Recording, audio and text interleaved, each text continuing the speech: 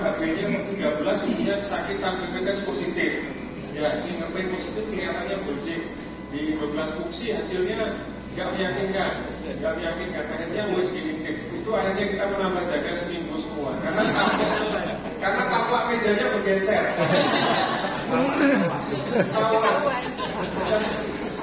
Hanya karena taplak mejanya itu bergeser, ternyata sudah ada polanya itu.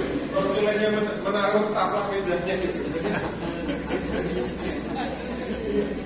Itulah. Jadi ya bagaimana kita mau bila kita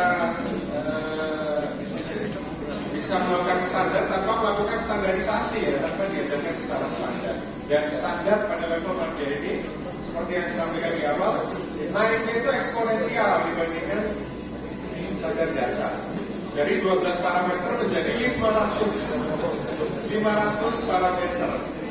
Ya, 500 parameter. Tentu perlu usaha, effort yang luar biasa ya untuk pencapaian itu. Sehingga kami juga selalu berusaha untuk menyesuaikan dengan kondisi dan kebutuhan. Kita mungkin akan segera rapat khusus lagi di Pokja Wisky Kopi bagaimana untuk memaksimalkan pasca pelatihan ini gitu ya. Karena mestinya yang bisa dilakukan supervisi kalau ini pelatihannya dilakukan di sektor pendidikan. Sekarang kan kita mau supervisi udah bagaimana kita mensupervisi berikutnya ya. Sehingga pasca pelatihan yang inisial 3 hari ini mungkin ke depan akan ada supervisi terhadap misalnya fetal lipo sendiri, fetal neuro sendiri, kemudian anomali trimester 1 sendiri, trimester 2-nya, 2-3 sendiri. Kemudian supervisi untuk kasus endometriosis TB, ya. Kemudian supervisi untuk kasus tumor-tumor ginekologi. Jadi ada pelatihan pasca pelatihan yang waktunya mungkin 2 hari, tetapi intens itu saja, sudah nggak materinya nggak macam-macam lagi. Jadi ada fetal itu sendiri dan kita tim Pokja sekarang sudah agak di-refreshkan dengan yang tadinya berjumlah hanya 6 menjadi 25 kita tambah.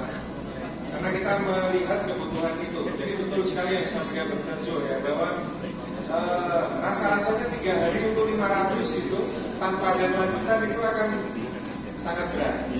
Nanti kita akan bicarakan menyusul dan bagaimana kira-kira konkretnya ke depan kita akan memberikan kabarnya. Sementara berproses dulu dengan item-item yang sudah nyantol. Saya tahu dari 500 mungkin ya dapat nambah 50 ya, nambah 75 itu ya lumayan. Paling nggak ada tambahan pasar. Tapi itu yang kita harapkan bukan hanya sekedar USG itu kalau ada workshop USG, ISO proof course, untuk kemudian berbicara dari Amerika, dari Inggris, menaikkan slide-nya yang luar biasa, terus kita mau ngapain gitu ya? Kan nggak jelas kita apa yang bisa kita lakukan. Itu yang kita harapkan berbeda dengan yang dilakukan Pokja Wisky Kopi. Jadi waktu hands-on kita sudah tahu ini nanti di semester 1 yang kita lihat ini tekniknya seperti ini. Nah proses learning curve atau kurva pembelajaran untuk mencapai kompetensi itulah yang sebenarnya memerlukan pemantauan lagi, supervisi lagi yang mungkin kita akan lakukan pada pelatihan pasca pelatihan. Mungkin ada lagi dari yang relatif lebih fresh lulusnya gitu.